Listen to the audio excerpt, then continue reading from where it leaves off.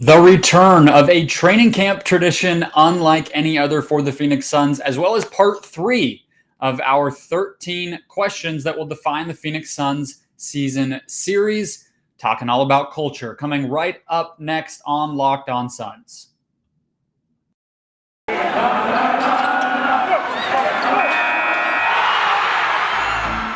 are Locked On Suns, your daily Phoenix Suns podcast. Part of the Locked On Podcast Network, your team every day.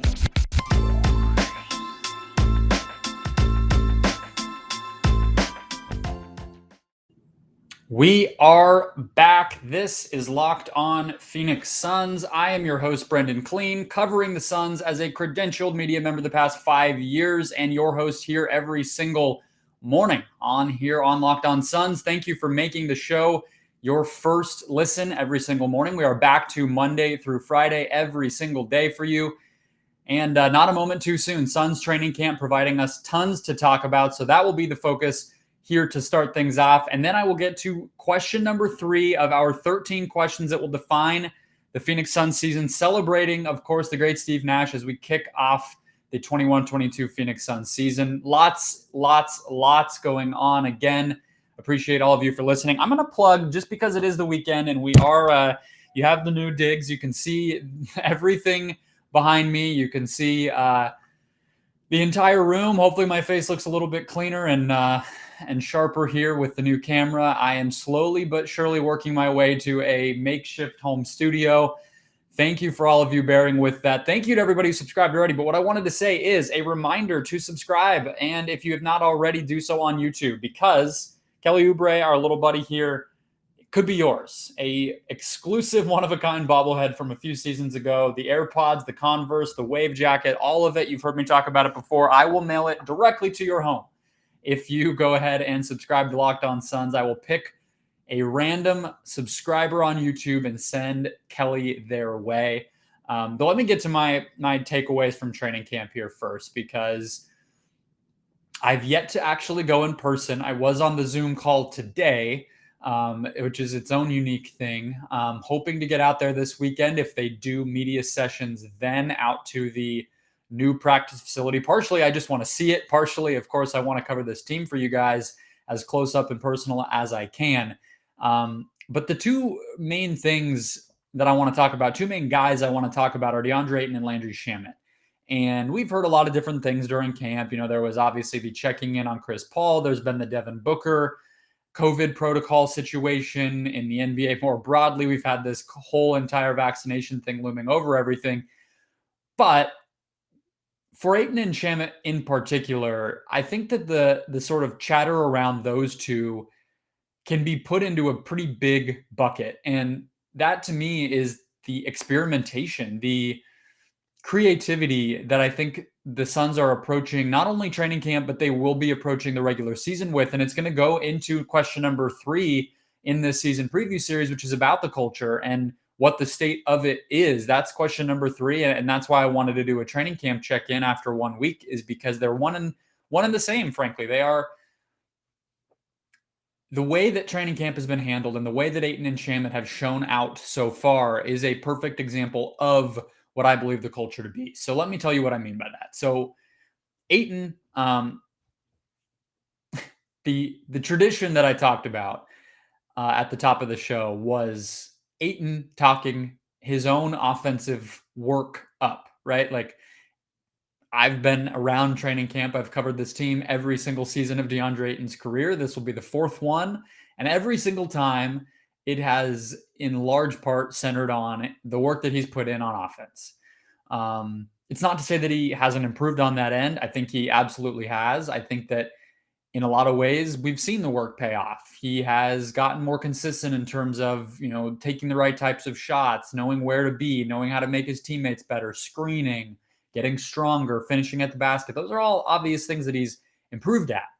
But it's the three-point shooting, it's the shot creation, it's the dribbling, all these things that, yes, he's made incremental growth at, but at the end of the day has not really manifested those strides that he loves to tell us about at all in the regular season in games.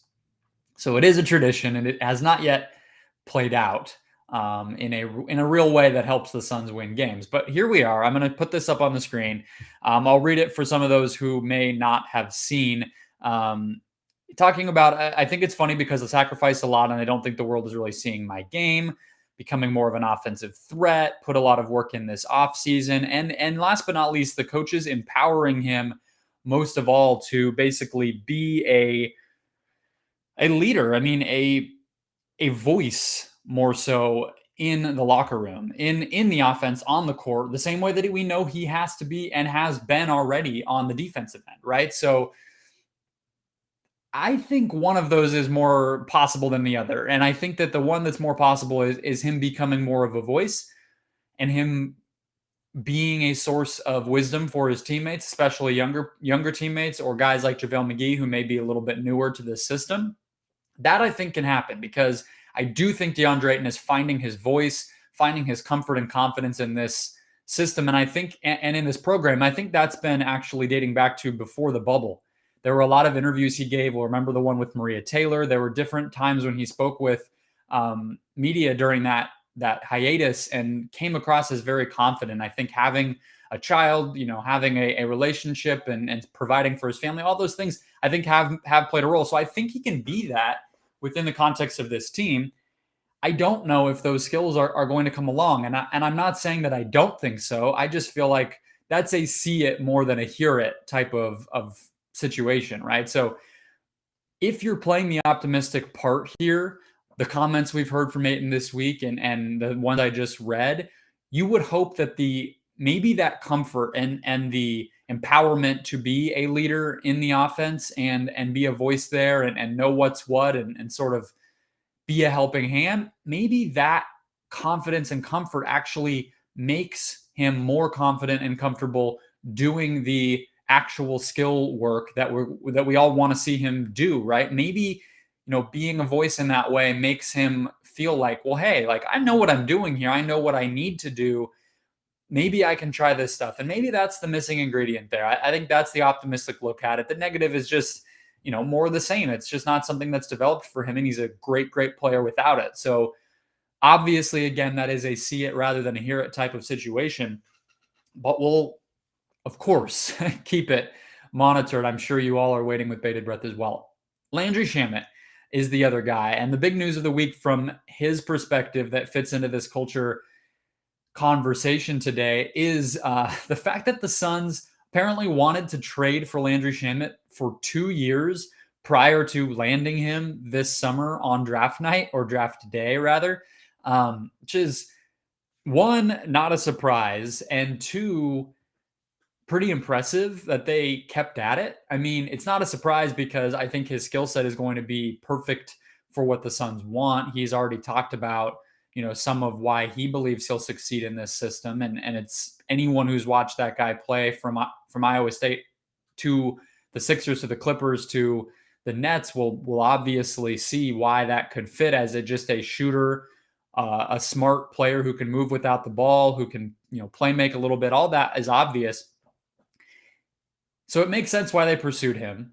It's still nevertheless impressive that they kept at it.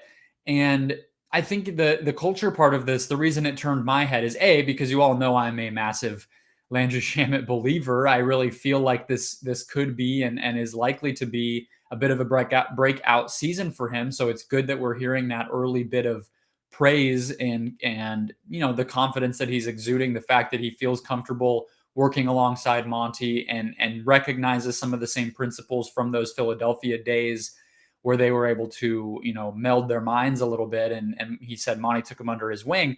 But I'll just put this up here really quick. Monty said, it's a huge thrill for me. I've learned a lot from Landry. We were in Philly and we came to that organization at the same time. So both of us were new to the organization. They were able to, again, match up, meet up, connect. And that was a big part of why Monty clearly kept at it in terms of, working with James Jones to pursue the acquisition here. Big season for Landry Shamet, of course, as well, heading into a potential contract extension for himself or a new contract next summer in restricted free agency. So all of the reason in the world for him to ingratiate himself and slide right into the Suns and what they are doing.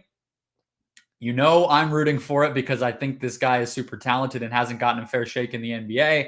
So all of that to me says that the Suns, once again, to reiterate this point, are looking at camp and the preseason, and I imagine the regular season as an opportunity to allow their young guys, not, the rookies necessarily, or, Jalen Smith to me is a rookie still, but more this young core, this group of guys who is going to be the future of this team. They're going to get the opportunity to try things, to grow, to get better, to develop.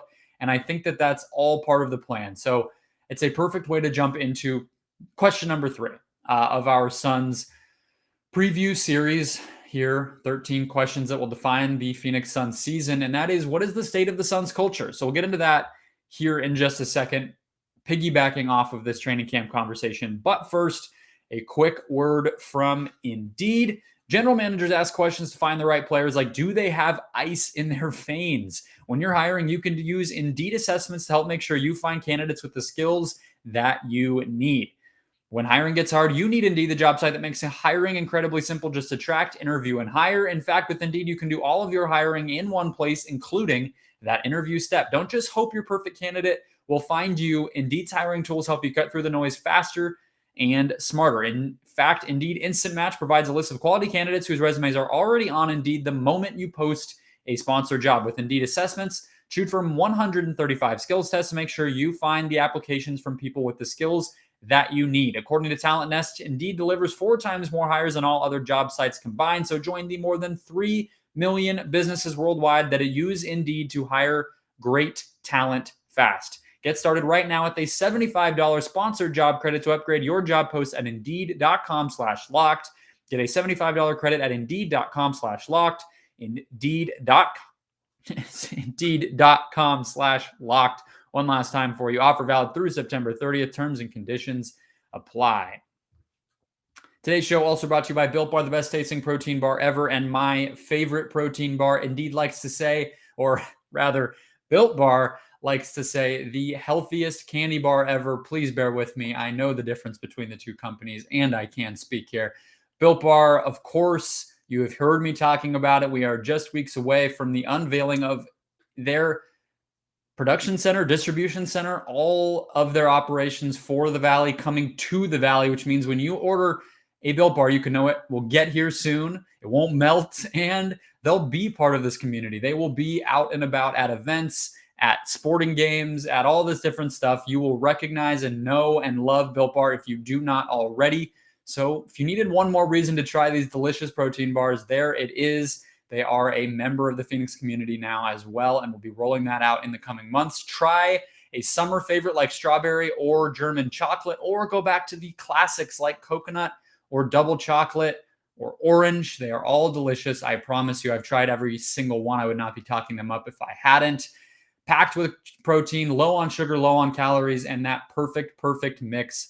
And not too much, not too heavy. Get to Built.com. Use the promo code LOCKED15 to get 15% off your next order.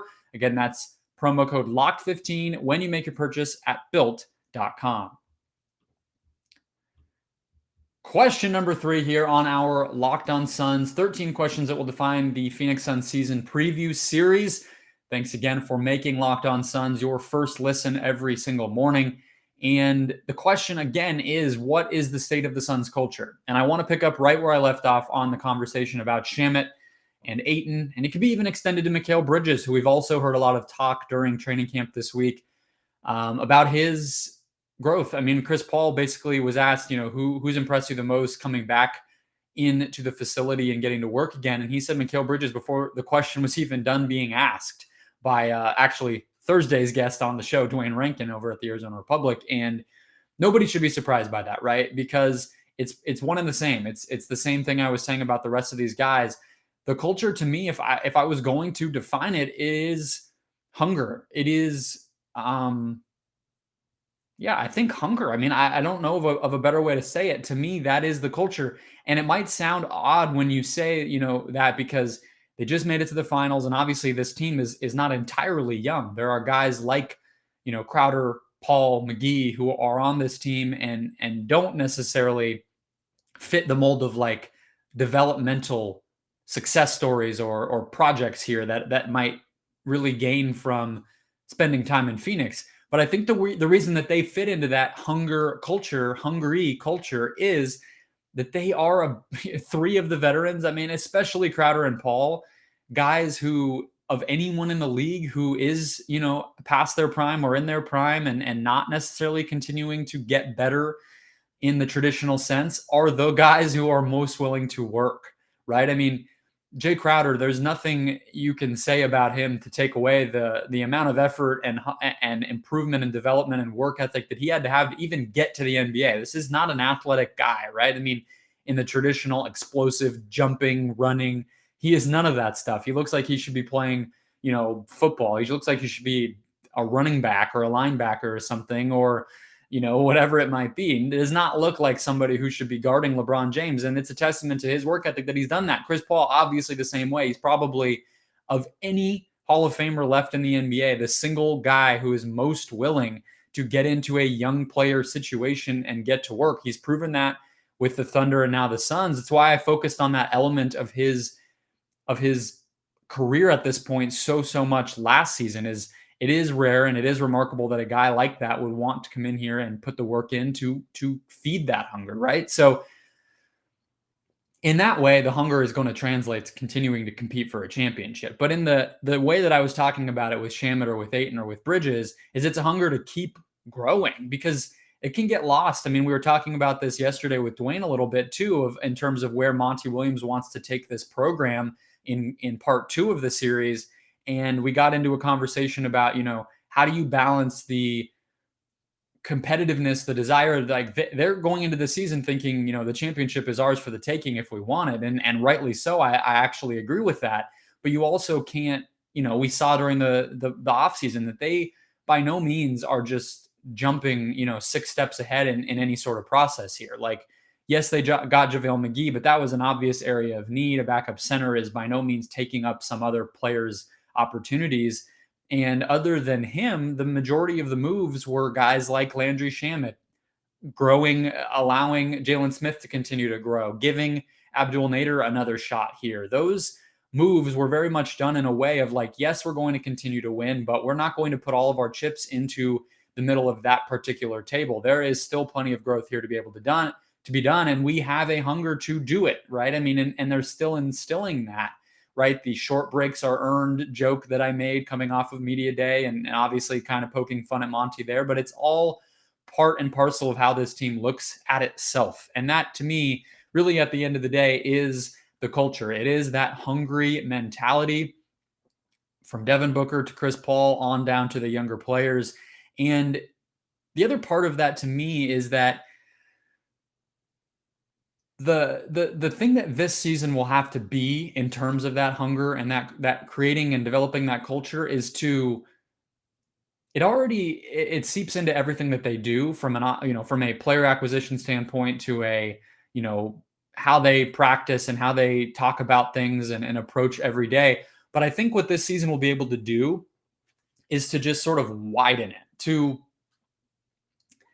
make it the identity of the entire organization. And I think that's really the next step, because that stuff, sometimes it comes from the top down, sometimes it comes from the bottom up. But in this case, I think it's coming mostly from Monty Williams and James Jones, and then finding players who can match that, like Chris Paul. And obviously Devin Booker has always had that streak in him. He deserves a lot of credit for developing into the kind of player that he has in the same way. So that's what the next step is going to be. And that's what I want to get into in the next segment. First, though, one last quick break to tell you about BetOnline.ag, which is back and better than ever. Your one-stop shop, all pro and college football season long.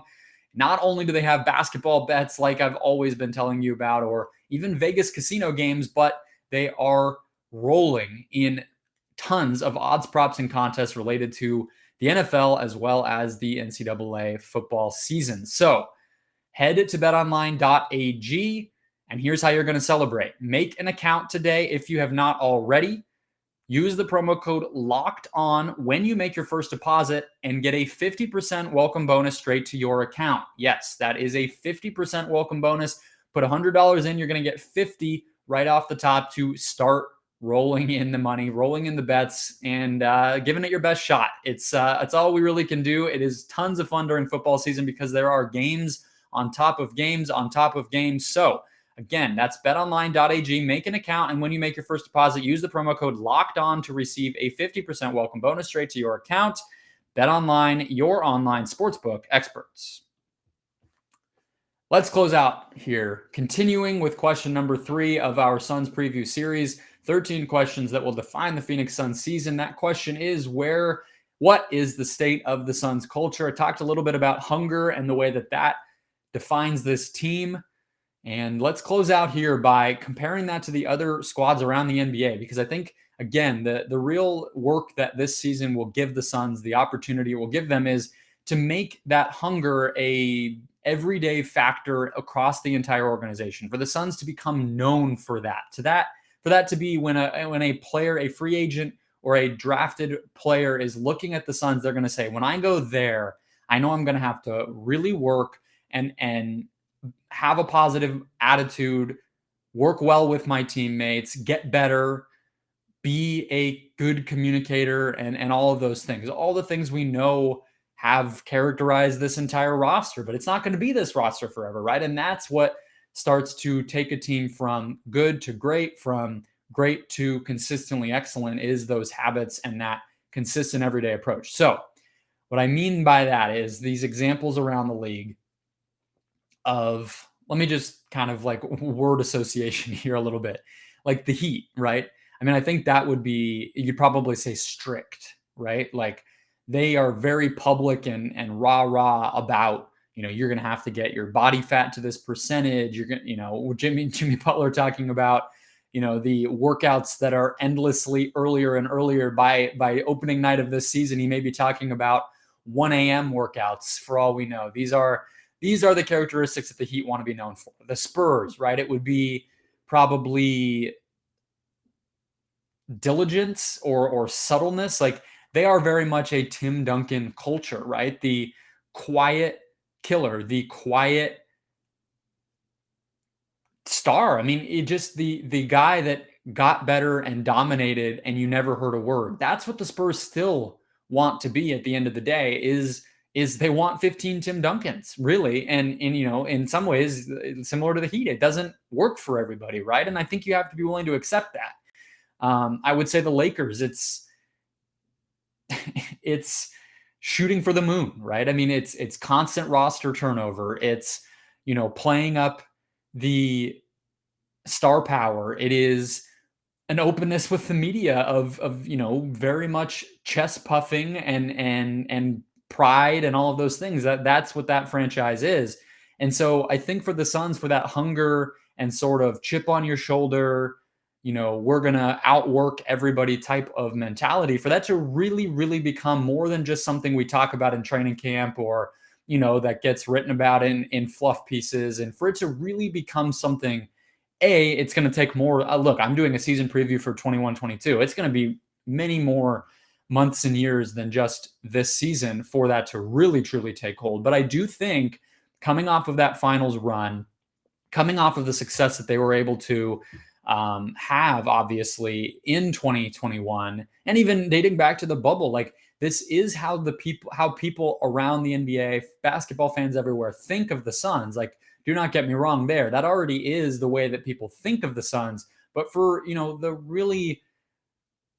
for the rubber to meet the road, so to speak, to use a little bit of an overused phrase there, like it has to just be a top to bottom thing. It has to be Monty Williams continuing to push people. It has to be the openness and the freedom for young players to continue to make mistakes and grow even as you try to win. It's going to be, empowering guys like Devin Booker and Chris Paul to have the amount of control over the team and say so in the everyday work that they do, that Monty Williams has given them, right? And it's going to continue to be this somewhat or sometimes and somewhat unorthodox approach to team building, of targeting not a Miles McBride or Bones Highland or these exciting young rookies that we were all drooling over heading into the draft, but it's, no, we're going to go get a Landry Shamet because we believe he fits here. We believe that he's somebody who can grow here that our particular mentality and culture and system can maximize. And last but not least, it is demanding that out of the players who do come into the program. It's not accepting that, if we identify talent and we identify people that fit here, that it's just going to work because we're demanding that and we want it and we tell it about, we tell everybody about it and everything else. No, it has to be that you hold your players to that level, that players hold one another to that level, and that the leadership in place extends that same demand and everyday expectation out of everybody that is involved, right? So I think all of that is going to happen. And again, that probably is exemplified in no better way than Deandre to take it full circle, because, part of why I'm joking that it's a tradition unlike any other in terms of Suns training camp is to hear Ayton talking about his development on the offensive end, is because we all know that that's what's needing to happen. So to hear Monty Williams sort of backing that up by saying we want him to be a voice and a leader, we want him to be able to develop some of that skill. He even went so far as to say, like, that is the normal trajectory and progression for a big man. And he's worked with Anthony Davis, he's worked with Joel Embiid. Those words carry weight. And that to me is him demanding that hunger out of Ayton. It's to say, we're expecting this of you. It is not something we would like. It's something that you should be doing and that you should want to do and that you're going to do for our team to improve. And so it's all connected. We're hearing, it's why I want to do this episode now. I was looking through the questions and I was realizing that it was the best time to talk about the culture was during training camp, partially because, of course, positivity is the currency of training camp, but also because it gives us the best examples of it. You don't always hear about that during the regular season. There's not a lot of opportunity because the games are just coming and they don't always matter and guys are hurt and tired and everything else. But right now we're getting a lot of insight into how this team wants to handle itself and handle its business every day. So that will wrap us up. Question number 3, 13 questions that will define the Phoenix Suns season.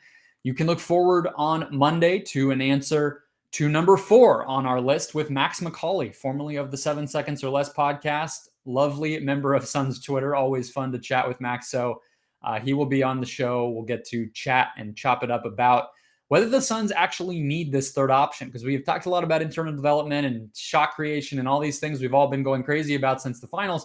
But I want to talk to him about, A, is that actually as necessary as we're talking about it being? And B, who would that be? Who's the most likely? What is the actual situation that could materialize this season that would really look like that? And that would actually be something to bet on. Because I think a lot of the stuff we're talking about is not always reasonable or realistic. So that'll be Max McCauley on Monday with question number 4. Enjoy your weekend, and I will talk to you on the other side.